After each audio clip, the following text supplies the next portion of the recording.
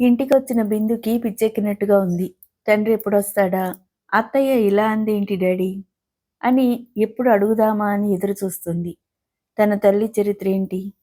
తల్లి చరిత్ర తెలిస్తేనే కళ్ళు తిరిగి పడిపోయేంత అబ్బా! బిందు కణతలు నొక్కుకుంది. అలా చాలాసేపు కూర్చున్న బిందుకి హఠాత్తుగా గుర్తుకొచ్చింది. అత్తయ్య నేను మిడిసిపడుతున్నానంది. అసలిప్పుడు అలా మండిపడే సందర్భం ఏమొచ్చింది? చంద్రు ఈ మధ్య మళ్ళీ మామూలుగానే ఉంటున్నాడు. తల్లి కేకలేసిందేమో అనుకుంది. తన గురించి, తన కుటుంబం గురించి ఆ ఇంట్లో తరచూ తర్జన భర్జన జరుగుతూనే ఉన్నాయన్నమాట. అత్తయ్య, ఇంతవరకు నీది అసలైన ఆప్యాయత అనుకున్నాను. డాడీకంతా చెప్పి, నువ్వు మా మమ్మీ గురించి అన్యాయంగా మాట్లాడుంటే మీకెలా బుద్ధి చెప్పాలో నాకు తెలుసు. ఇంతవరకు గుడ్డిదానిలా నీ ప్రేమాభిమానాల్లో కపటం లేదని అమాయకంగా నమ్మాను. ఇప్పుడు నిజంగానే మిడిసిపడతాను గట్టిగా అనుకుంది. తండ్రి త్వరగా వస్తే బావుండనుకుంది. రాత్రి 10 గంటలైనా శ్రీనివాసరావు రాలేదు. కనీసం ఫోన్ చేయలేదు. తాను ఫోన్ చేస్తే ఆఫీసులో లేరని చెప్పారు. ఎక్కడికెళ్ళాడు? కనీసం ఫోన్ చేయలేదేం అనుకుంది. బిందుకి భోజనం చేయాలనిపించలేదు. తన గదిలో కాసేపు తిరుగుతూ కాసేపు మంచం మీద పడుకుని ఆలోచిస్తుంది. 10:30కి శ్రీనివాసరావు వచ్చాడు. మనిషి కొంచెం అలసటగా భారంగా కనిపించాడు. ఇంత ఆలస్యం అయిందేం డాడీ అని అడిగింది. శ్రీనివాసరావు కూతురి కళ్ళల్లోకి చూశాడు. కూతురు తనకన్నా భారంగా కనపడింది.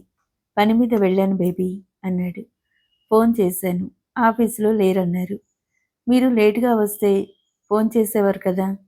శ్రీనివాసరావు సోఫాలో అలసటగా కూర్చుని వెనక్కి వాలాడు. తండ్రిని అంత అలసటగా చూసేసరికి ఇప్పుడు ఆ సంగతి చెప్పాలనిపించలేదు బిందుకి. లేవండి డాడీ, భోజనం చేద్దురు గాని అంది. నువ్వు చేశావా అని అడిగాడు. లేదు. అదేమిటమ్మా, ఇంతవరకు ఎందుకు కూర్చున్నావు? నడు నడు. ఆయన లేచాడు. తండ్రి వచ్చేసరికి ఇద్దరికీ ప్లేట్లు పెట్టింది.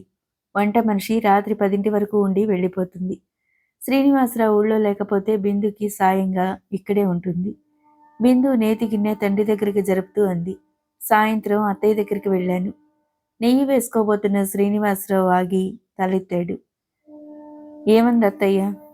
బిందు తండ్రికేసి చూసింది.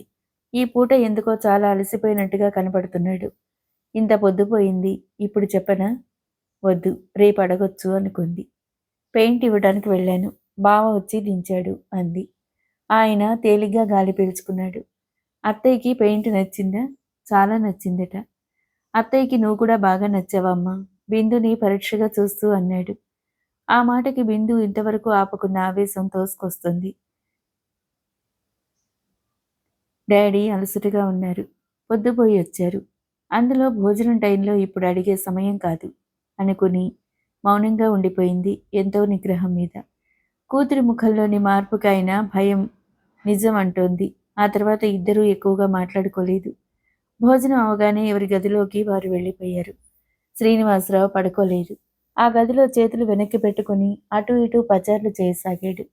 ఆ సాయంత్రం ఎక్కడికో వెళుతూ చాలా రోజులైందని అక్క ఇంటికి వెళ్ళాడు శ్రీనివాసరావు. కాసేపు ఆ మాట ఈ మాట మాట్లాడుకున్నాక సుధీర్ బిందుల పరిచయం తమ్ముడు చెవిని వేసింది. దానికి చిన్నతనం తెలియదు. కష్టపడి ఇంత సంపాదించిన వాడివి, అంత అనామకుడిని చూస్తూ చూస్తూ ఇవ్వలేవుగా. బిందు మీద అభిమానంతో చెప్తున్నాను. ఈ వయసులో మనసుకి నచ్చిందే గొప్ప అనిపిస్తుంది. చల్లగా ఆయన చెవిన వేసింది. అలా చెప్పటంలో బిందు గురించి, తమ్ముడి కుటుంబ గౌరవం గురించే చెప్పినట్టుగా ఉంది కానీ, తనకేదో ఆశ ఉన్నట్టు కానీ, పెద్దరికంతో అథారిటీ చేస్తున్నట్టు కానీ లేదు. అక్కగారి మాటలు విని ఆయన తెల్లబోయాడు. అక్కడికి బిందుని నలుగురిలో సరదాగా చనువుగా మాట్లాడే అలవాటని అన్నాడు. ఈ రోజుల్లో అంతా మాట్లాడుతున్నారు. ఇప్పుడు అవేం తప్పులు లేవు. స్నేహం వేరు, ఇది వేరు కదా. వెనకాల తల్లి లేదు. మగవాడివి, నీకేం తెలుస్తుంది? డబ్బుంది.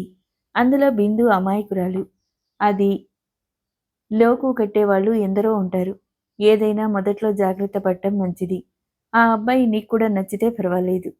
అక్కయ్య, ఆయన గొంతులో బాధ స్పష్టంగా తెలుస్తుంది. నాకు ఇష్టమవుతుందని ఎలా అనుకున్నావు? నీతో బిందు పుట్టినరోజు నాడే చెప్దామనుకున్నాను. బిందు అప్పుడే పెళ్లి చేసుకునటంతో అప్పుడు ఆ ప్రసక్తి తీసుకురాలేదు. నీకు చంద్రానికి ఇష్టమైతే బిందు ఈ ఇంటి కోడలు కావాలని నా కోరిక అన్నాడు. ఈ రోజుల్లో పిల్లలకి చెప్పి చేయటం మంచిది. ఇద్దరూ చనువుగానే తిరుగుతున్నారు. అయినా అడగటం మంచిది. నేను చంద్రాన్ని అడుగుతాను. నువ్వు బిందుని కూడా అడుగు అంది. బిందుకి అభ్యంతరం ఏముండదు. నువ్వంటే గౌరవం, చంద్రం అంటే అభిమానం ఉన్నాయి. చంద్రాన్ని అడుగు అన్నాడు. ఆ తర్వాత కాసేపు కూర్చుని వచ్చేశాడు. శ్రీనివాసరావు వెళ్ళిపోయాక చంద్రానికి నమ్మకం లేక తల్లితో అన్నాడు, బిందు వినదేమోనని. అప్పుడు కోపంగా సత్యవతీదేవి మాట్లాడుతుంటే బిందు సరిగ్గా అప్పుడే వచ్చింది. ఆవిడ మాటలు కొన్ని బిందు చెవిన పడ్డాయి. శ్రీనివాసరావు అక్కగారి దగ్గర నుండి వచ్చినప్పటి నుండి తెగ ఆలోచిస్తున్నాడు. సుధీర్తో అక్కయ్య అన్నట్టుగా బేబీ చనువుగానే ఉంటున్నా ఏమని వద్దని చెప్పగలడు? బిందు అందరితో ఫ్రీగా మాట్లాడుతుంది. అక్కయ్య అనుకుందే నిజమైతే బేబీ అందుకే ఇప్పుడప్పుడే పెళ్ళొద్దందా? ఏమైనా బిందుని రేపు అడగాలి అనుకున్నాడు. బిందు కూడా నిద్రలేదు. మంచం మీద అశాంతిగా దొర్లుతుంది. ఉదయం శ్రీనివాసరావు తొందరగా స్నానం చేసి పూజ ముగించుకున్నాడు. రాత్రి చాలాసేపు నిద్రలేని బిందు కొంచెం ఆలస్యంగానే లేచింది. అప్పటికే శ్రీనివాసరావు పూజ అయిపోయింది. పొద్దెక్కి లేచిన కూతుర్ని అడిగాడు, ఏం బేబీ, ఒంట్లో బాగుందా అని. బానే ఉంది డాడీ. అప్పుడే మీ పూజ అయిపోయిందా? సారీ నా సారీ డాడీ, ఇప్పుడే వచ్చేస్తాను అని బాత్రూంలోకి వెళ్ళిపోయింది. పావుగంటలో బిందు వచ్చింది. రాజమ్మ కాఫీ పట్టుకొచ్చి ఇచ్చి వెళ్ళింది. ఇద్దరూ కాఫీ తాగారు. శ్రీనివాసరావు నెమ్మదిగా మొదలుపెట్టాడు. బేబీ, ఇంకా ఆలస్యం నేను భరించలేనమ్మా. త్వరలో నీ మ్యారేజ్ చేసేయాలనుకుంటున్నా అన్నాడు. తండ్రి సడన్గా ఈ సంగతి ఎత్తేసరికి ఆశ్చర్యంగా తలెత్తింది.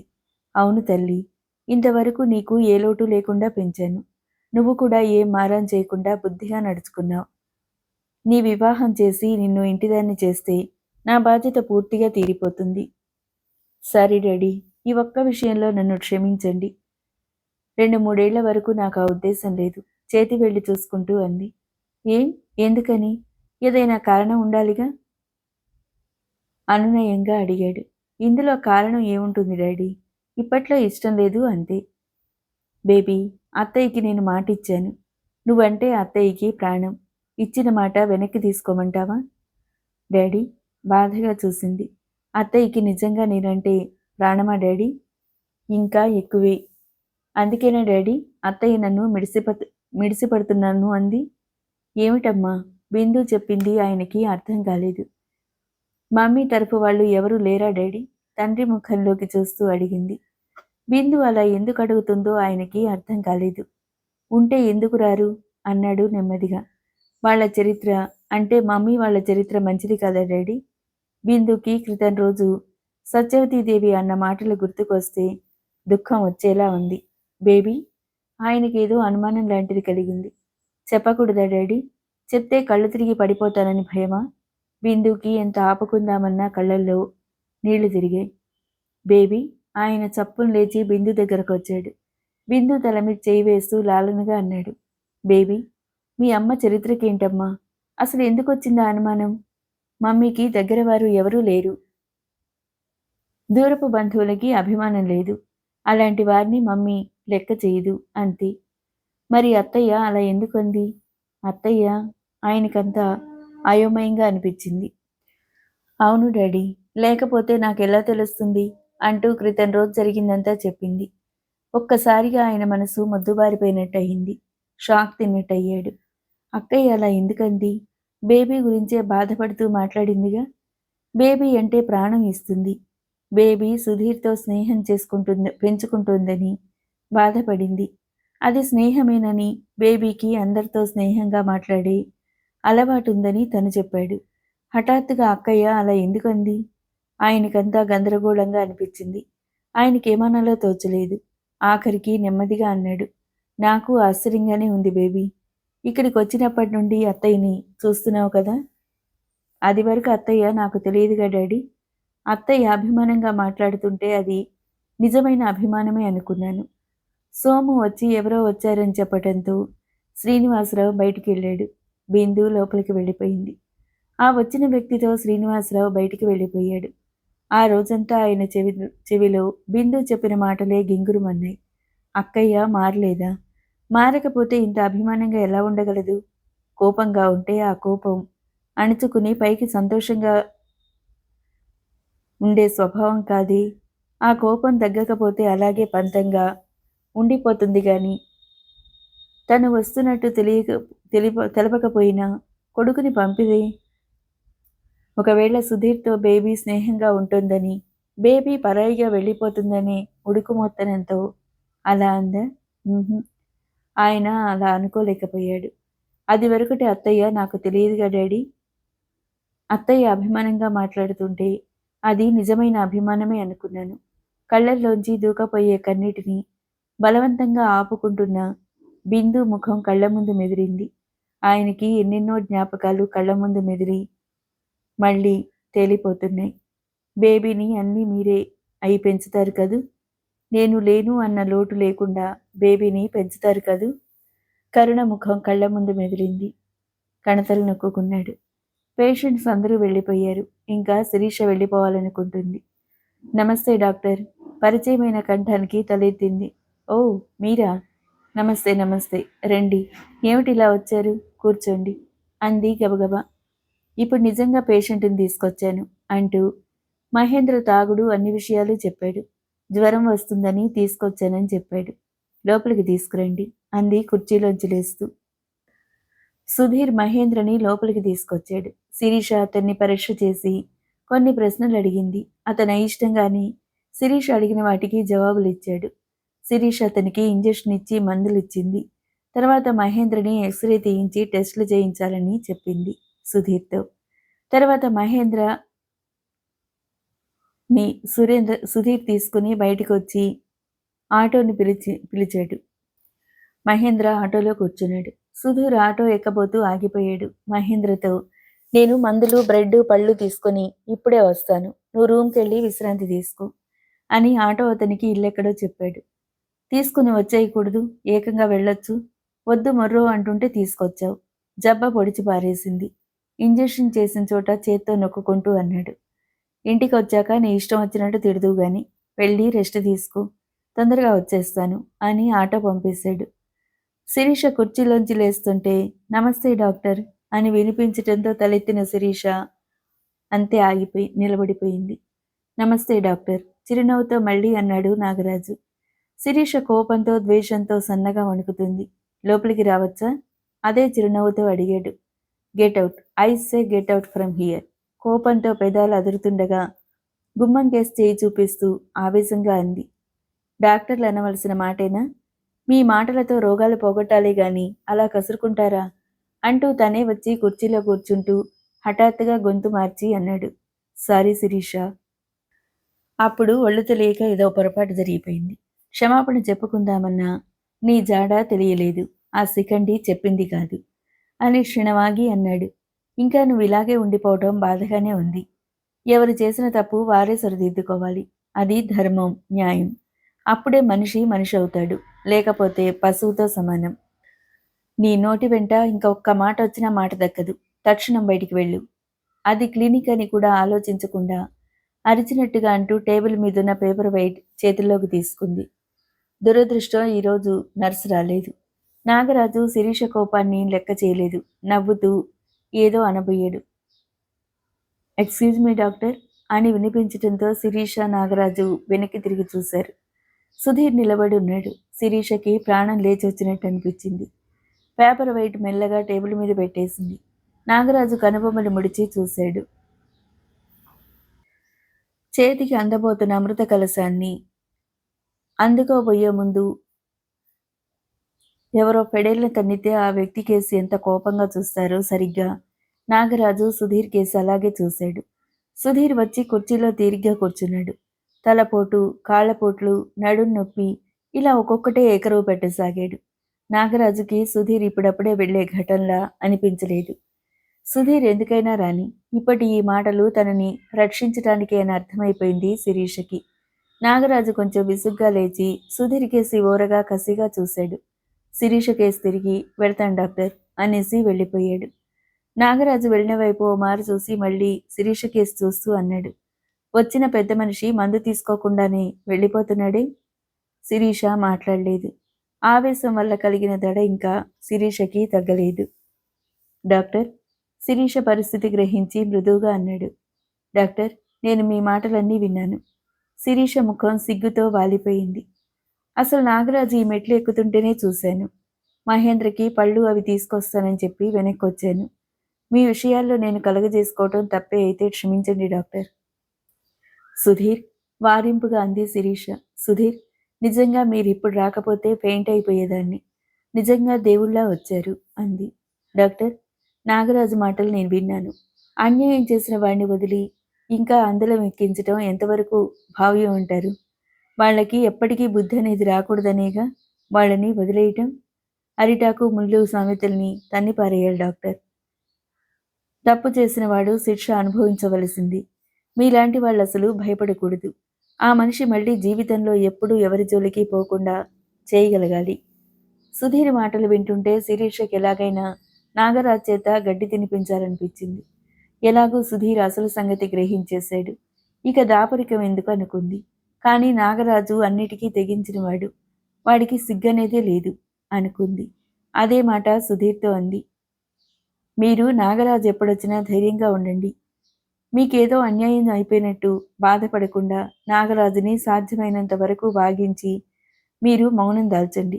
ఆ తర్వాత సంగతి నేను చూసుకుంటాను అన్నాడు. ఏమిటి ప్రయోజనం? ఆ మనిషి ఎదుటి వాళ్ళని బోల్తా కొట్టిస్తాడే తప్ప తను బోర్లా పడ్డు. నిజమే, నాగరాజు బోల్తా పడ్డు. తాను తీసుకున్న గోతిలో తానే పడతాడు.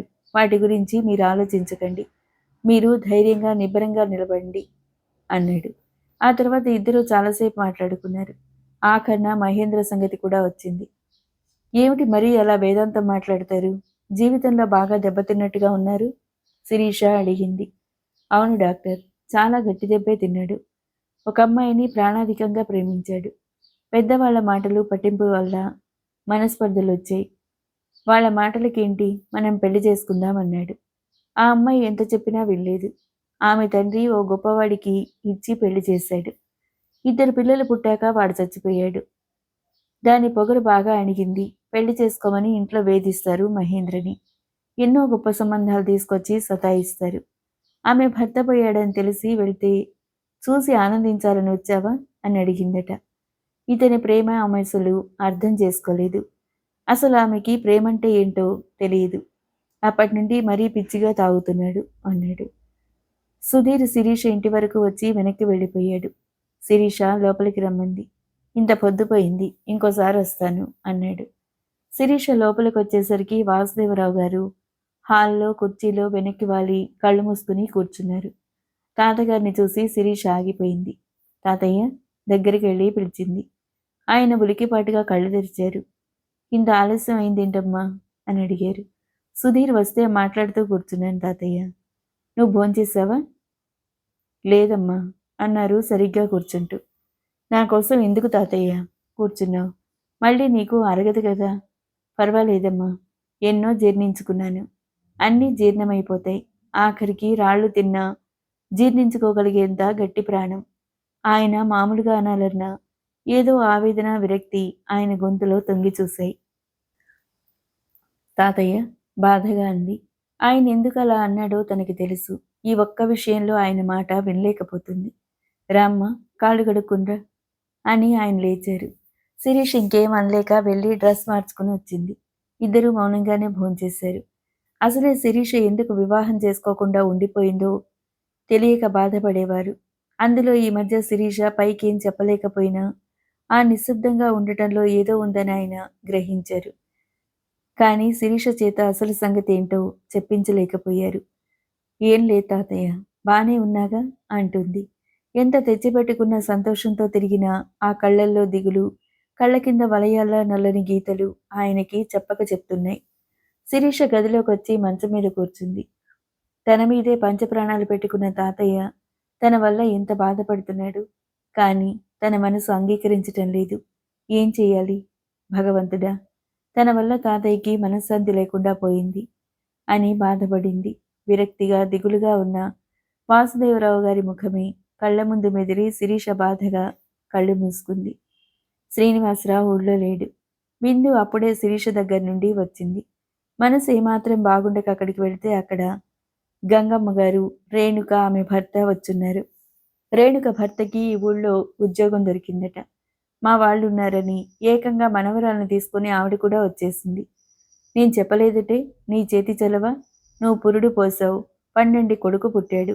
ఏడాది తిరగకుండానే తండ్రికి ఉద్యోగం తెప్పించాడు అంటూ మొదలుపెట్టింది. అసలే మనసు కుదురు లేకుండా ఉంది శిరీష. వాసుదేవ్ గారికి ఏమంత ఉత్సాహంగా లేదు. ఎప్పుడు ఎవరు వచ్చి ఉన్నా ఆనందించే ఆయనకి ఈ పరిస్థితిలో గంగమ్మ గారు రాక ఆనందం కలిగించలేదు. అయినా పైకి ఏం అనలేక ఊరుకున్నారు. అక్కడ ఉండబుద్ధి కాక బిందు ఇంటికొచ్చేసింది. ఆరు బయట కుర్చీ వేసుకొని టూడీని ఆడిస్తూ కూర్చుంది. పరాగ్గా ఉన్న బిందు సుధీర్ రాకని గమనించనే లేదు. టూడీ సుధీర్ని చూడగానే తోకాడిస్తూ బిందు చేతిలో లూజుగా ఉన్న గొలుసును లాక్కుని అతని దగ్గరికి వెళ్ళింది. చేతిలోంచి ఏదో జారినట్టుగా అనిపించటంతో అప్పుడు చూసింది సుధీర్ని. చాలా బాగుంది. దొంగలొచ్చి ఇల్లంతా దోచేసిన అమ్మాయి గారు ఇలాగే ఆలోచిస్తూ కూర్చుంటారా? సుధీర్ నవ్వుతూ అడిగాడు. ఏం పర్వాలేదు. ఈ దొరగారికి ఆ అధికారం ఉంది. అయినా అలా పిల్లిలా వస్తారేంటి? రండి కూర్చోండి. తను లేచి నిలబడుతూ అంది. నేను కుర్చీ తెచ్చుకుంటాను, నువ్వు కూర్చో. బిందు సోము తెస్తాడని చెప్తున్నా అతను వినలేదు. తనే వెళ్ళి కుర్చీ తెచ్చుకున్నాడు.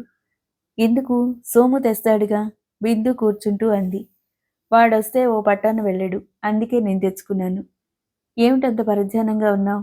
మీ డాడీ లేకపోతే తోచటం లేదా? బిందు దిగులుగా కనిపించి అడిగాడు. దిగులు ఏం లేదు. చేతి నిండా పనిలేక బలవంతంగా నవ్వింది. ఓ, ఈరోజు చేతి నిండా పనిలేదా? బిందు, మనసు బాగుండకపోతే ఆప్తులనే వారికి చెప్పుకోవాలి. అంతేగాని నీలో నువ్వే బాధపడితే ఎలా? ఇన్నాళ్ల పరిచయంలో నిన్ను నవ్వుతూ కేరింతలు కొడుతున్నట్టే చూశా కాని ఇంత దిగులుగా ఎప్పుడూ చూడలేదు. బిందు కళ్ళల్లోకి చూస్తూ అన్నాడు. నాకు దిగులేముంది? అసలు మీకెందుకలా అనిపించింది? నవ్వు తెచ్చిపెట్టుకుంటూ అంది. కొంతమంది ఎంత దిగులు బాధున్నా మనసులో దాచుకుంటారు. నువ్వు కల్లాకపటం ఎరిగినంత అమాయకురాలివి. నువ్వు దేన్ని ఇముడ్చుకోలేవు. దీన్నే పసిపిల్లల మనస్తత్వం అంటారు. నిజంగా ఏం లేదు సుధీర్. మా అమ్మ గుర్తొచ్చింది. మా అమ్మని నేను చూడలేదు. అమ్ముంటే ఎలా ఉంటుందని కాసేపు ఆలోచించారంటే పుట్టెడు దుఃఖం వస్తుంది.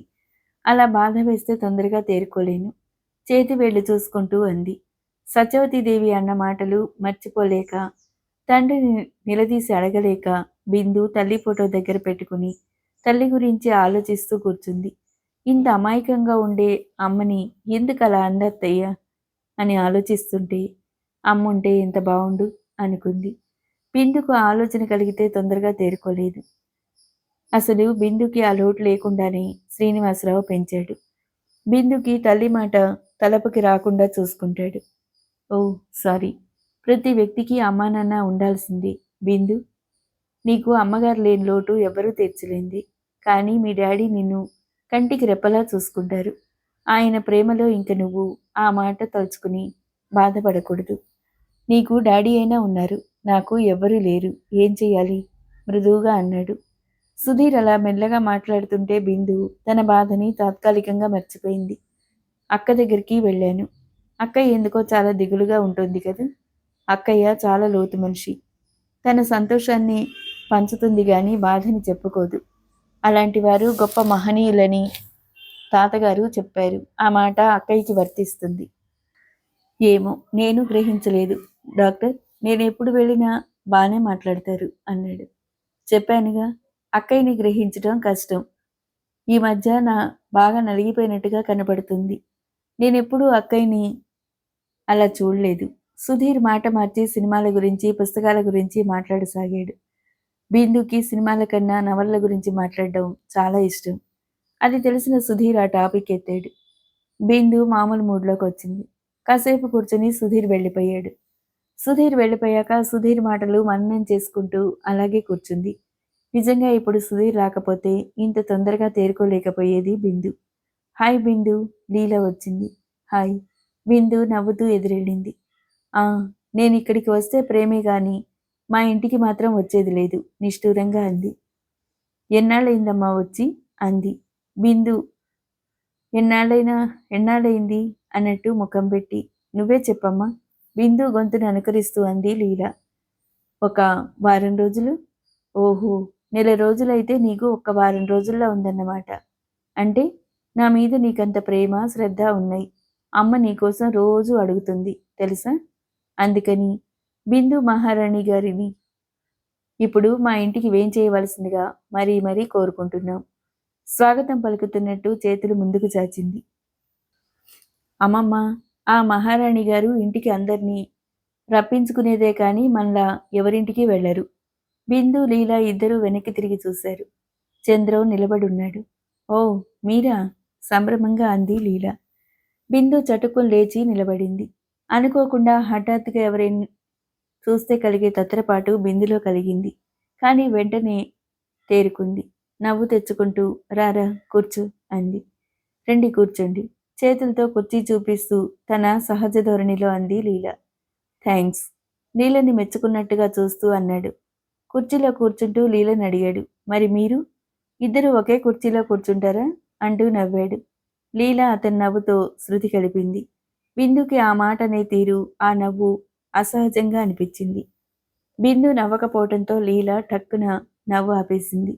కొద్దిగా కళ్ళు వాల్చి లీలనే చూస్తున్న చంద్రం లీల నవ్వు ఆపేయటంతో బిందు కేసి కొంచెం చిరాగ్గా చూశాడు. ఆ తర్వాత అన్నాడు, బిందు మహారాణి గారు అంత సీరియస్గా ఉన్నారే? చంద్రం నోరు విప్పకుండా కూర్చుంటే చాలా అందంగా హుందగానే కనిపిస్తాడు. అతని నోరు విప్పి ఏం మాట్లాడినా వినాలనిపించదు సరికదా.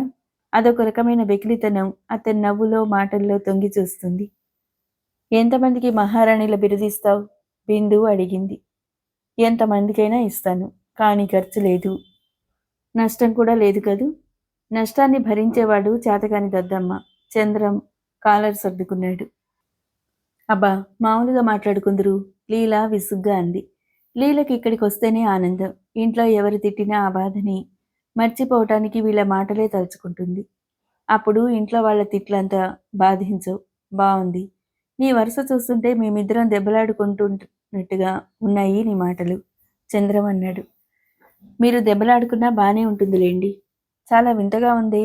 లీలతో అంటున్న చూపు బిందు మీదే ఉన్నాయి. వింతేం కాదు అంటూ బిందు కేసు చూసి ఆగిపోయింది. అస్తమానం మీ ఫ్రెండ్ కేసు చూసి మాట్లాడే బదులు ఎప్పుడు ఎలా మాట్లాడాలో ముందే ట్రైనింగ్ అయి మాట్లాడు. నీ అవస్థ చూస్తుంటే చాలా బాధగా ఉంది అన్నాడు. మీరు నన్నేమన్నా పడతా గాని మా బిందునంటే మాత్రం పడ్ను. బిందు భుజం మీద చేయి వేస్తూ అంది. ఆహా అని బిందు కేసు తిరుగుతూ అన్నాడు. పార్టీ బలంగానే ఉంది. ఇంకా యుద్ధానికి బయలుదేరొచ్చు. మొదటి యుద్ధం నీ మీదకే అంది బిందు. అయ్య బాబోయ్, చంద్రం భయం నటించాడు. లీల కిలకిలా నవ్వింది. నోటి మాటకే బెదిరిపోయిన వాడివి ఇక యుద్ధానికి వస్తే ఎలా ఎదుర్కొంటావు? యుద్ధానికి రా, ఎలా ఎదుర్కొంటానో చూద్దువు గాని సవాల్ చేస్తున్నట్టుగా అన్నాడు. అబ్బా, మళ్ళీ మీరు మామూలుగా మాట్లాడుకోవటం లేదు. లీల మొత్తుకుంది. భక్త, నీ మొర ఆలకించాం లీలతో అని బిందుకేసి తిరుగుతూ అన్నాడు. బిందు, మామయ్య ఊరు వెళ్ళేట కదా, ఒక్కదానివి ఇక్కడెందుకు? అక్కడికొచ్చేయి, అమ్మ నిన్ను తీసుకురమ్మంది. అస్తమానం డాడీ ఊరు వెళుతూనే ఉంటారు కదా, అలవాటైపోయింది. అయినా డాడీ ఎప్పుడైనా రావచ్చు అంది. వస్తే ఫోన్ చేస్తాడు, నేను వెంటనే తీసుకొచ్చి దిగబెడతాను. తర్వాత ఎప్పుడైనా వస్తాలే అంది. బిందు చాలా తూచి మాట్లాడుతుందని చంద్రం గ్రహించాడు. అది సుధీర్తో పరిచయం పెరగటం వల్లే అనుకుంటున్నాడు. అసలు ఇప్పుడు ఎవరూ ఉండరు కనుక బిందుని ఇంటికి తీసుకెళ్లటమో బిందు రాని పక్షంలో గట్టిగా వార్నింగ్ ఇవ్వటమో చేద్దామనుకున్నాడు. లీల ఉండటంతో ఇక ఊరుకున్నాడు. సరదాగా అలా ఎటైనా తిరిగి వద్దామా అని అడిగాడు. ఇక్కడే సరదాగా కబుర్లు చెప్పుకుందాం బిందు అంది. చంద్రం సరదాగా అలా ఎటైనా అనగానే ఎగిరి గంతేసిన లీల మనసు బిందు మాటతో ముడుచుకుపోయింది. ఇది చంద్రం గ్రహించాడు. ఇంత బద్ధకం ఎలా వచ్చింది బిందు? ఇక్కడికి వచ్చిన కొత్తల్లో ఎంత యాక్టివ్గా ఉండేదానివి? చంద్రం బాధపడిపోతున్నట్టుగా అన్నాడు. ఎవరిగాలో తగిలి ఉంటుందిలేండి, నోరు ఊరుకొని లీల అంది. కళ్ళు తిప్పుతూ అమాయకంగా ముఖం పెట్టి. లీల అన్న తీరికి బిందు చంద్రం కూడా నవ్వారు. చాలాసేపు కూర్చుని చంద్రం వెళ్ళిపోయాడు. బిందు లీల నాపింది. లీల వాళ్ళ పక్కింటికి ఫోన్ చేసి తను బిందు దగ్గర ఈ పూట ఉండిపోతున్నట్టుగా తల్లికి చెప్పమంది. ఇద్దరూ భోజనాలు చేసి కబుర్లు చెప్పుకుంటూ కూర్చున్నారు.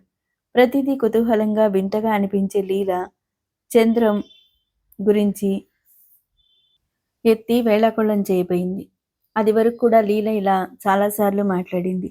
అలా అనవద్దని బిందు 2, 3 సార్లు చెప్పింది. అదేం సీరియస్‌గా తీసుకోలేదు లీల. అమాయకంగా ఉండే లీలని గట్టిగా కసురుకోలేక బిందు ఊరుకునేది. ఈ మధ్య సత్యవతీదేవి మాటలు విన్నాక లీల అమాయకంగా అన్నా భరించలేకపోతుంది. అందుకే లీలకు అర్థమయ్యేలా చెప్పాలనుకుంది. లీల, నీకు అది వరకు కూడా చెప్పా కదూ, నాతో ఎవరిని జతకలపొద్దని, నాకిష్టం ఉండదు అంది. అయ్యో రామా, నేను కాని మాట ఏమన్నాను? మీ అత్త కొడుకేగా, అందులో నువ్వంటే అతగాడికి ఆరో ప్రాణం. అత్త కొడుకైతే అవి పూర్వకాలం చాదస్తాలు. అత్త కొడుకు, మామ కొడుకు అంటూ నా అభిప్రాయం ఎప్పుడప్పుడే ఆలోచించాలి. అప్పట్లో ఇటువంటి ఆలోచనలు లేనప్పుడు ఇప్పటి వరకు అలాంటి విషయాలు మాట్లాడుకోవడం నాకిష్టం ఉండదు. నువ్వు చాలా మంచిదానివి కానీ ఇక ఆ విషయాలు ఎప్పటికీ ఎత్తద్దు అంది. లీలా బిందు అలా చెప్తుంటే ఆ ముఖంలోకి చూసింది. బిందు ఊరికే అనటం లేదని, సీరియస్గానే అంటోందని లీలా గ్రహించి మౌనం దాల్చింది. లీలా హఠాత్తుగా మౌనంగా అయిపోవటంతో బిందుకి ఎలాగో అనిపించింది. లీలా అమాయకత్వం చూస్తే నిజంగా జాలేస్తుంది. లీలా, ఏదైనా మాట్లాడు. ఆ విషయాలు మాట్లాడవద్దన్నాను కానీ అసలు ఏం మాట్లాడొద్దని లేదుగా అంది. ఏం మాట్లాడాలో చెప్పు అంది. ఏదో ఒకటి. నీ చిన్నతనం గురించి, కాలేజీ విషయాల గురించి ఏదో ఒకటి చెప్పు. చిన్నతనంలో చెప్పుకోదగినంత విషయాలు ఏం జరగలేదు బిందు. ఎప్పుడూ అక్కయ్యలు, అన్నయ్య నా ముఖం చూస్తేనే మహాపాపం అన్నట్టు చూసేవారు. దాంతో బంధువులకి, చుట్టుపక్కల వారికి కూడా నేనంటే బాగా లోకువే. అమ్మ ఒక్కతే నన్ను ఆదరణగా చూసేది. అమ్మే నాకు లోకం. అమ్మని దాటి యువతలకు వచ్చానంటే నాకు కాళ్ళు చేతులు వణికేవి. ఏం మాట్లాడాలో తెలిసేది కాదు. అమ్మ నాకు ఎన్నో విధాల ధైర్యం చెప్పేది. నేనెన్నో ఊహించుకునేదాన్ని. కానీ తీరా ఎవరైనా పలకరిస్తే తెలివి తక్కువగా, భయంగా మాట్లాడేదాన్ని. ఏదో ఒక పొరపాటు దొర్లేది. దాంతో స్కూల్లో నన్నందరూ ఆట పట్టించేవారు, ఏడిపించేవారు. ఆ మనోవేదనతో సరిగ్గా చదవలేకపోయేదాన్ని. దాంతో ఇంట్లో అందరూ ఇంకా తిట్టేవారు. అమ్మ వాళ్ళని కేకలేసేది. వాళ్ళు అమ్మని మాటలనేవారు. అదో పెద్ద గొడవగా అయ్యేది. అమ్మ ఏడుస్తూ కూర్చునేది. బిందు, అప్పుడు నా బాధ ఎలాంటిదో వర్ణించి చెప్పలేను. నా కోసం అంత దేవుళ్లాడే అమ్మని నా మూలంగా, నా పిరికితనం మూలంగా ఎంత బాధ పెడుతున్నాను అని చాటుగా ఏడ్చేదాన్ని. ఓసారి చాలా పెద్ద గొడవ జరిగింది. అమ్మ, ఆ భగవంతుడు నాకు చావన్నా పెట్టాడు కాదు, ఆయనతో పాటు నేను కన్ను మూస్తే పీడ పోయేది అంటూ ఏడ్చింది. నా గుండె జారిపోయింది. అమ్మా అంటూ గట్టిగా అరిచి అమ్మని కరుచుకుపోని ఏడ్చాను. అప్పటినుంచి నాలో నేనే రిహార్సల్స్ చేసేదాన్ని. ఎవరు ఎలా మాట్లాడితే ఎలా మాట్లాడాలని. గుండెలు కొట్టుకుంటున్నా, కాళ్ళు చేతులు వణుకుతున్నా అమ్మ ముఖాన్ని ఊహించుకుంటూ ధైర్యం తెచ్చుకుని నిబ్బరంగా ఉండటం అలవాటు చేసుకునేదాన్ని. ఎంత పైకి మాట్లాడినా నా మాటలు అప్పచెప్తున్నట్టుగానే ఉండేవి. దాంతో అంత కుతూహలంగా ఎవరూ మాట్లాడేవారు కాదు. స్నేహంగా దగ్గరికి వచ్చేవారు కాదు. నువ్వు మొట్టమొదట నాతో అభిమానంగా, ఆప్యాయంగా మాట్లాడిన దానివి. ఆ తర్వాత మీ డాడీ, డాక్టర్ గారు, మీ బావ. అందుకే నాకు మిమ్మల్ని చూడగానే ఎక్కడా ఆగకుండా ప్రవాహంలా మాట్లాడాలే అనిపిస్తుంది. అందుకే మిమ్మల్ని ఏం మాట్లాడనీయకుండా నేనే మాట్లాడేస్తాను. లీల చెయ్యిని సానుభూతిగా నొక్కింది బిందు. ఇంట్లో వాళ్ళు, అందులో సొంత అక్కయ్యలు, అన్నయ్య తమ చెల్లెల్ని అంత బాధ పెడతారా? ఆశ్చర్యంగా అడిగింది. నువ్వొట్టి అమాయకురాలివి బిందు. ఇంతకన్నా ఘోరంగా ఉన్నవాళ్ళున్నారు. ఆస్తి కోసం ఒకళ్ళనొకళ్ళు చంపుకుంటారు. అభిమానాలు అంతరించిపోయినప్పుడు బయట వాళ్లే నయం అనిపిస్తుంది. నువ్వు అలా మాట్లాడితేనే బాగుంటుంది లీలా.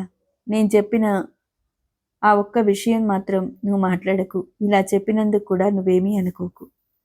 బిందు, ఇష్టమైతే చెప్పు, లేకపోతే మాని. నేను ఏమీ అనుకోను. ఇలా అడుగుతున్నందుకు నువ్వు కూడా ఏమీ అనుకోకేం. మీ బావంటే నీకు ఇష్టం లేదా? అంటే ఇష్టం అంటే అర్థమైంది. నాకు అలాంటి ఇష్టం లేదు. లీల నుండి చూపులు మళ్లించుకుంటూ అంది. లీల ఇక ఆ విషయం గురించి తర్కించలేదు. లీల ఏవో మాట్లాడుతుంటే బిందు ఆ అంటుంది. తండ్రిని అసలు సంగతేంటో అడుగుదామనుకుంటే తండ్రి తప్పించుకుని తిరుగుతున్నట్టుగా అనిపిస్తుంది బిందుకి. సత్యవతీదేవి అలా ఎందుకందో తెలుసుకుంటే కానీ మనసు కుదిరపడేలా లేదు. ఆవిడలా అన్నాక మళ్ళీ ఆవిడ్ని కలవలేదు. బిందుకి మనసు మరీ కలతబారినట్టుగా ఉంటే సుధీర్ మాటలు తలుచుకుంటుంది. నీల కాసేపు కబుర్లు చెప్పి పడుకుంది. అతని మాటలు లాలించి బుజ్జగించినట్టుగా ఉంటాయి. తండ్రి దగ్గర చేరిన కొత్తల్లో ఆయనంటే ఎంతో భయభక్తులతో ఉండేవాడు. ఇప్పుడంత అభిమానంగా, గౌరవంగా ఉంటాడు. ఆ మాట తలుచుకుంటేసరికి బిందుకి ఎంతో ఆనందంగా అనిపించింది.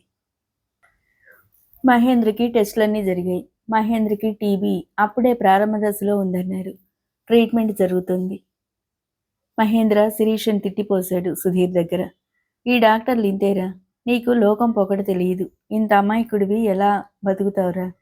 రేపు నువ్వెళ్ళి ఏ దగ్గో ఆయాసమోను నీకో రోగం అంటగడతారు. అప్పుడు గాని వాళ్ళ ప్రాక్టీస్ పెరగదు. ఇలా ఏదో ఒకటి అంటూనే ఉన్నాడు. సుధీర్ మహేంద్ర మాటలు చిరునవ్వుతో వినేవాడు. ఏం జవాబిచ్చేవాడు కాదు. దాంతో మహేంద్రకి ఒళ్ళు మండేది. ఏమిటి నీ ఉద్దేశం? వాగి వాగి నేనే ఊరుకుంటానన్నా? దేనికి మాట్లాడవే అనేవాడు. నువ్వు అడిగిన వాటికి అన్నిటికీ జవాబు చెప్పడానికి నేనేం డాక్టర్నా? ఆ డాక్టర్ని గాని బ్రతిమాలి హాస్పిటల్లో ఉండలేవని ఇంటికి తీసుకొస్తే చంటి పిల్లాళ్ళ ఏమిటి తెగ బాధపడిపోతున్నావు? నా దగ్గర బాధగా ఉంటే చెప్పు అన్నాడు కాస్త గట్టిగా. మహేంద్ర ఒక క్షణం తెల్లబోయిన మాట నిజం. కానీ తన నోరు మూయించడానికి అలా అన్నాడని తెలుసు. తనను ఆ మాట అనడానికి సుధీర్ ఎంత ప్రాక్టీస్ చేశాడో కూడా తెలుసు మహేంద్రకి. మహేంద్ర తెల్లబోవటం చూశాడు. అయినా సుధీర్ బింకంగా అన్నాడు. చెప్పు, నీకిక్కడ ఉండటం బాధగా ఉంటే సీరియస్గా చూశాడు మహేంద్ర. ఉంటే పంపించేస్తావా?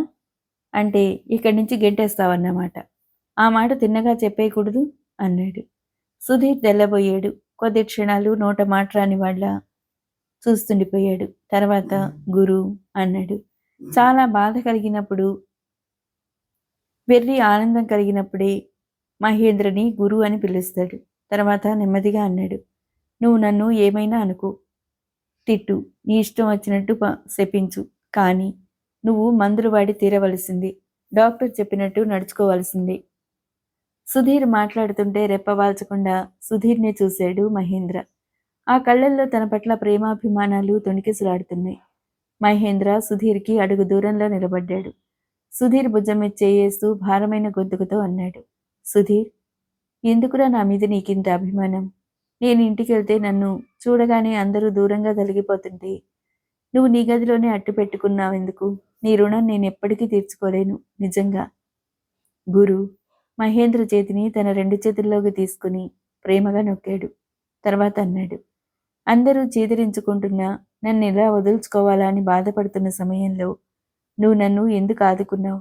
ఎందుకు నన్ను తీర్చిదిద్దావు? అలాగే నా కర్మానికి నన్ను వదిలేయలేకపోయావా? నువ్వు మట్టిలో మాణిక్యానివి. నిన్నలా వదిలేస్తే ఈ దేశం ఒక అమూల్యమైన రత్నాన్ని కోల్పోతుంది. అందుకే నిన్ను దగ్గరికి తీశాను. పొగడ్తలు, బిరుదులు ఇవ్వు చాలు. ఇక ఆపి. నన్ను నీ ప్రాణంలో ప్రాణం, ఊపిరిలో ఊపిరి అంటావు. ముమ్మాటికి ఇప్పుడే కాదు, ఎప్పటికీ అంటాను దృఢంగా అన్నాడు. మరి నన్ను బాధ పెట్టడమే నీ ధ్యేయమా? పోనీ నేను బాధపడితే నీకు సంతోషంగా ఉంటుందా? నేను బాధపడితే చూస్తూ ఊరుకోగలవా? సుధీర్ బాధగా అన్నాడు. నువ్వు ఇలా ఉంటే నేను బాధపడకుండా ఉండగలనా? ఎవరి ఆదరణ లేక ఒంటరిగా బాధపడుతున్న వాణ్ణి దగ్గరికి తీసావు. జీవితం మీద ఆశ కలిగించావు. ఇప్పుడు నాకు రెక్కలొచ్చాయి. నాకేం పర్వాలేదు. నీ అవసరం నాకు లేదు.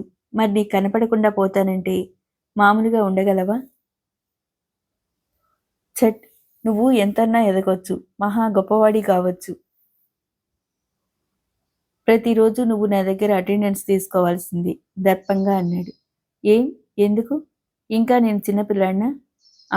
నువ్వు నా కంటికి చిన్నపిల్లాడివి. నిన్ను చూడకుండా నేను ఉండలేనురా. ఎందుకురా నన్ను మాటలతో బాధ పెడతావు? నన్ను చూడకుండా నువ్వు ఒక్కరోజు కూడా ఉండలేవు. నేను మాత్రం నిన్ను ఇలా చూడగలను. నేను మనిషిని కాను. నాకు మనసు లేదు. కృతజ్ఞుణ్ణి, అంతే కదూ? సుధీర్ భుజాలు పట్టుకుని కుదిపాడు. ఎందుకురా నిన్ను నువ్వే అలా నిందించుకుంటావు? నాకు జీవితం మీద కుతూహలం లేదు. అందుకే నాకు మందులు వాడటం ఇష్టం లేదు. ఒంట్లో ప్రాణం ఉన్నన్నాళ్ళు ఈ శరీరాన్ని జాగ్రత్తగా కాపాడుకోవాలి. శరీరం జాగ్రత్తగా కాపాడుకోవాలంటే దానికి బాధ కలిగే మందులు కావాలా వద్దా? నీకు నీతులు చెప్పేటంతటి పెద్దవాణ్ణి కాను. కానీ నువ్వు అనారోగ్యంతో ఉంటే చూస్తూ ఊరుకునే గుండె నింపరం నాకు లేదు. నన్ను బాధ పెట్టాలనుంటే, నా మీద నీకేమైనా కోపం ఉంటే, ఈ మందులన్నీ తీసుకెళ్ళి బయట పారేయ్. నేను మాట్లాడను. నా మీద నిజంగా నీకు ప్రేమ అంటే ఉంటే, ఈ మందులు వాడి డాక్టర్ చెప్పింది విని మామూలు మనిషివిగా. మహేంద్ర ఏం మాట్లాడలేకపోయాడు. భారంగా మంచం మీద కూర్చున్నాడు. సుధీర్ మహేంద్ర దగ్గరకొచ్చి అతని భుజం మీద మెల్లగా తడుతూ అన్నాడు. జరిగింది మర్చిపోయేంత తేలిక విషయమని నేనన్ను. కానీ మెల్లగా జీవితంతో రాజీ పడాలిరా. గడిచినవి పీడకలగా మర్చిపోగలిగినప్పుడే మనిషి నిబ్బరంగా నిలబడగలడు. ఆ బాధ తెలియకుండా ఏదో ఒక పని కల్పించుకుంటే కానీ కాస్తైనా మనశ్శాంతి కలగదు. వీటన్నిటికీ ఆరోగ్యం ముఖ్యం. ఓకే ఫ్రెండ్, నువ్వు ఇంత ఇదిగా చెప్తున్నందుకైనా మందులు వాడతాను. మందులు వాడటంలో నా లోపం ఏదీ ఉండదు అని నీకు మాటిస్తున్నాను అన్నాడు. చాలు, ఆ మాట అన్నావు, అదే చాలు. నాకు చాలా సంతోషంగా ఉంది. మహేంద్ర చేతులు పట్టుకుని సంతోషంగా ఊపాడు. సుధీర్ ఆ సమయంలో మహేంద్ర కంటికి చిన్నపిల్లాళ్లా కనిపించాడు. సాయంత్రం 4 గంటలవుతుంది. సత్యవతీదేవి నాగరాజుతో ఎలా మాట్లాడాలో ముందే ఆలోచించుకున్నా ఆ సమయం ఎదుర్కోవడానికి కొంచెం తటపటాయింపుగా అనిపిస్తుంది. కారణం, నాగరాజు సత్యవతీదేవి కన్నా 4 ఆకులు ఎక్కువ చదివినవాడు కావటం వల్ల ఆవిడ తను మాట్లాడబోయే మాటలు 1కి 10 సార్లు మననం చేసుకుంటుంది. ఆవిడ జీవితంలో పదే పదే ఆలోచించి మరీ మాట్లాడేది ఒక్క నాగరాజు దగ్గరే. నాగరాజు సతీ సమేతంగా వస్తున్నట్టు ఉదయమే ఫోన్ చేసి చెప్పాడు. అతను ఎప్పుడూ ఫోన్ చేసి రాడు. భార్యతో వచ్చినా, కూతురితో వచ్చినా, విడిగా ఒక్కడూ వచ్చినా రావాలనుకున్నప్పుడు రావటమే కానీ కబురు చేసి ఎప్పుడూ రాలేదు. ఎప్పుడైతే ఫోన్ చేశాడో వచ్చే కారణం తెలియటమే కాదు, సంగతి ఇటో అటో తేల్చుకుందే వెళ్ళడని కూడా అనుకుంది. మర్యాద లోపం లేకుండా ప్రత్యేకంగా పలహారాలు చేయించింది. నీటుగా ఉండే ఇంటిని మళ్ళీ నీటుగా సర్దింది. అమ్మగారండి, ఎవరైనా చుట్టాలొస్తున్నారండి? రకరకాల ఈకలతో కట్టిన కర్రతో సోఫాలు దులుపుతున్న గంగు సత్యవతీదేవి హడావిడి చూసి అడిగాడు. ఆ, చుట్టాలంటే కొత్తవాళ్ళు కాదు, నాగరాజు బాబుగారు వాళ్ళు వస్తున్నారు అంది. అలాగండి. ఆ బాబుగారు భలే గమ్మత్తైన మనిషండి. కళ్ళల్లో కోపం ఉన్నా మాట మెత్తగానే ఉంటుందండి. ఆ చూపులు మాత్రం వామ్మో! ఓసారి కళ్ళు మూసుకున్నాడు.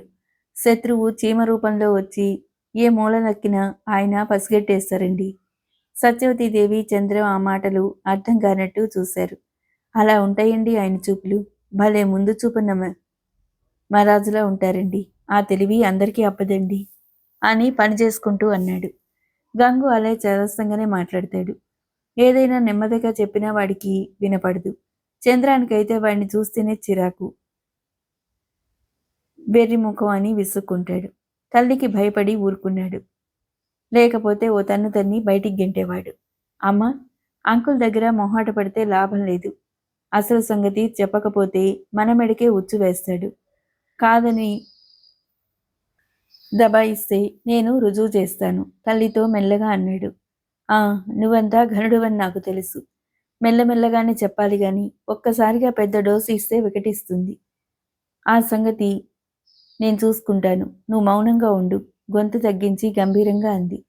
చంద్రానికి లోలోపల భయంగా ఉంది. నాగరాజు కాస్త అటు ఇటు మాట్లాడేసరికి తల్లి అంటుందేమోనని. తల్లి మాట కాదని తను ఎదిరించలేడు. నాగరాజు దంపతులు వచ్చే సమయం కోసం ఊపిరి బిగబట్టి ఎదురు చూడసాగాడు. నరసమ్మ చేసిన పలహారాలు టేబుల్ మీద నీటుగా సర్దుతుంది.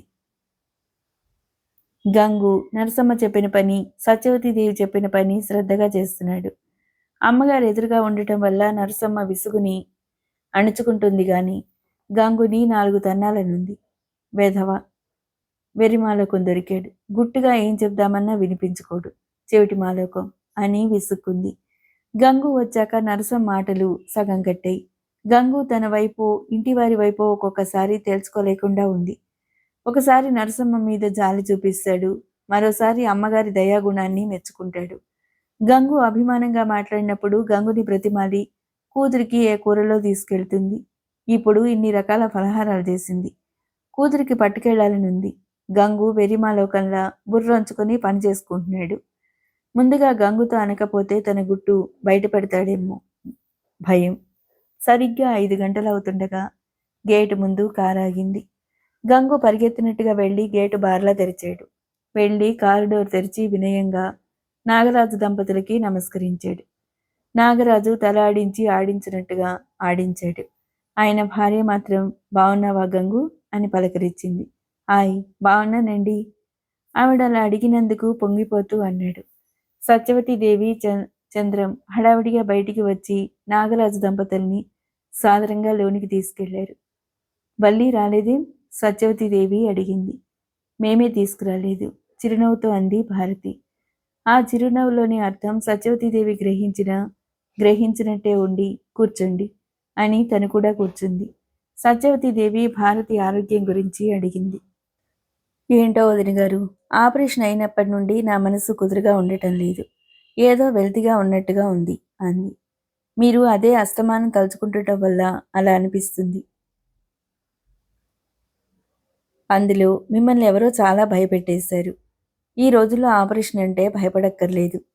ఆ భయపెట్టే వాళ్ళు వాళ్లేలేండి. ఆపరేషన్ అంటే శరీరంలో ఓ భాగం పోతుందని చెప్పారట. ఇక ఈవిడికి ఆ దిగులే పట్టుకుంది. నాగరాజు భార్యకేసి వెక్కిరింపుగా చూస్తూ అన్నాడు. పర్వాలేదు, ముసలాడికి సరసం తెలుసు చంద్రం అనుకున్నాడు. ఆ మరి మా వైళ్ళం భయపెట్ల. మీ దృష్టి ఎప్పుడూ మా వాళ్ళ మీదే ఉంటుంది. భర్తతో అని సత్యవతీదేవికేసి తిరుగుతూ తింటే ఆయాసంగా, తినకపోతే నీరసంగానూ ఉంటుంది వదిన గారు. ఓసారి విశాఖపట్నం వెళ్ళి చూపించుకుంటే మంచిదనిపిస్తుంది. అలా అనుమానం ఉన్నప్పుడు వెళ్ళి చూపించుకోండి. కానీ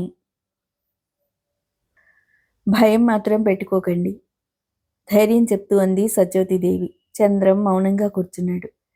మీలా ధైర్యం చెప్పేవాళ్ళు ఎవరండి? ఈయన వెక్కిరింపులతో మాటలతో ఇంకా హడలగొట్టేస్తారు. మీ మాటలు వింటే నాకు ఎంతో ధైర్యం వస్తుంది. మందుల కన్నా మీ మాటలే నాకు మంచి టానిక్లా పనిచేస్తాయి అంది. ఆ తర్వాత భారతి వాళ్ళ అక్కలు అన్నయ్యల సంసారాల గురించి, వాళ్ళ పిల్లల పెళ్లిళ్ల గురించి మాట్లాడసాగింది. భారతి ఎప్పుడైతే వాళ్ళ పిల్లల పెళ్లిళ్ల గురించి ఎత్తిందో ఆ సందర్భం మార్చడానికి ఆకాశానంటే ధరల గురించి మాట్లాడింది సత్యవతీదేవి. ఈవిడ లౌక్యం ఏమాత్రం గ్రహించని భారతి సత్యవతీదేవి ఆకాశానంటే ధరల గురించి ఎత్తడంతో మళ్ళీ ఆడపిల్లల పెళ్లిళ్ల గురించే మాట్లాడసాగింది. ఈ కరువు రోజుల గురించి తలుచుకుంటేనే భయం అనిపిస్తుందండి వదిన గారు. మనకి ఆ ఇబ్బంది లేకపోవచ్చు, కానీ సామాన్య మానవుడికి ఒక్క కొడుక్కి చదువు చెప్పించాలన్నా, ఒక్క పిల్లకి కట్నం ఇచ్చి పెళ్లి చేయాలన్నా కళ్ళు తిరుగుతున్నాయి. మా పిన్ని కూతురికి రత్నం లాంటి 4 పిల్లలున్నారు. మంచి చదువులు చదువుకున్నారు. అయితేనే కట్నం ఇచ్చుకోలేక పెళ్ళిళ్ళు. ఇంకా నీ పుట్టింటి గొడవలు ఎత్తావంటే వచ్చిన పని కాస్త మర్చిపోతాం. సగం విసుగ్గా సగం వేళాకోళంగా అన్నాడు నాగరాజు. భార్యను చూస్తూ. భారత అలా అనేసరికి చిన్నబుచ్చుకున్నట్టుగా కూర్చుంది. సత్యవతీదేవి ఆ వాతావరణాన్ని తేలిక చేస్తూ అంది. మాటల్లో అలాగే కూర్చుండిపోయాను. రండి, ఫలహారం తీసుకుంటూ మాట్లాడుకుందాం అంటూ లేచింది. భారతి ఇప్పుడే ఫలహారం చేసి వచ్చాం అనబోయింది. కానీ భర్త చేతితో పొడవటంతో ఆగిపోయింది. ఫలహారం టైంలో కూడా చంద్రం మౌనంగానే ఉన్నాడు.